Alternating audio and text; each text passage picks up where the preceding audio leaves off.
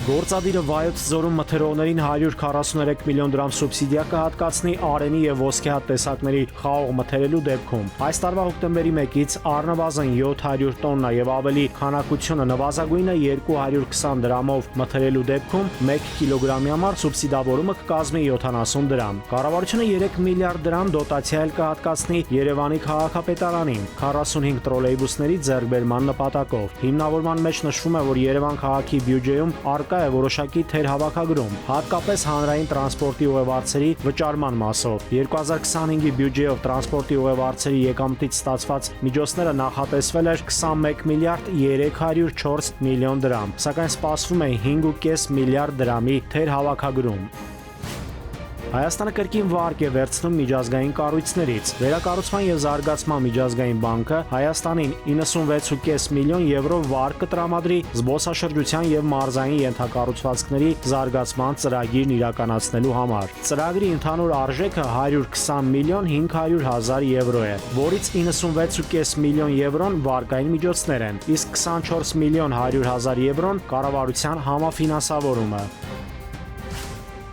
Ազգային ժողովի նախագահ Ալեն Սիմոնյանն է գրառում կատարել իր Facebook-յան էջում։ Նա գրել է, թե 2020 թվականի 44-օրյա պատերազմի հետևանքով զոհվել է 3833 անձ, այդ թվում 78 քաղաքացիական անձինք, 3755 զինծառայողներ։ Անհայտ է 191 անձի գտնվելու վայրը, այդ թվում 172 զինծառայողի եւ 19 քաղաքացիական անձի։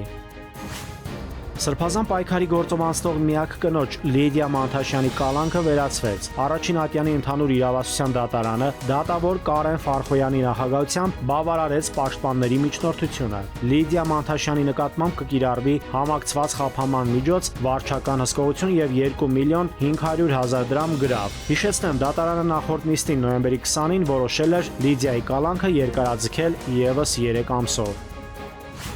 Պեկ Մաքսայիններ ազգային անվտանգության ծառայության աշխատակիցների հետ համատեղ կանխել են Հայաստանի պետական սահմանով Մաքսային հսկողությունից թաքցված խոշոր չափի տաքացվող ծխախոտի արտահանման փորձը։ Հայաստանի տարածքից Բագրատաշեն անցակետ է մուտք գործել կենդանիների տեղափոխման համար նախատեսված դատարկ բեռնատար ավտոմեքենա։ Տրանսպորտային միջոցն ուղղորդվել է ռենտգեն տեսազնման կայան։ Պատկերի վերլուծության արդյունքում բեռնատարի վերելակի պատերի հատվածում նկատվել է կասկածելի խտություն։ Էնդոսկոպիկ տեսանկարահանող սարքը ֆիքսել է, որ ներսում թաքցրել են 22300 տուփ տաքացվող ծխախոտ։ Կազմվել է Մաքսային կանոնների խախտման վերաբերյալ արձանագրություն։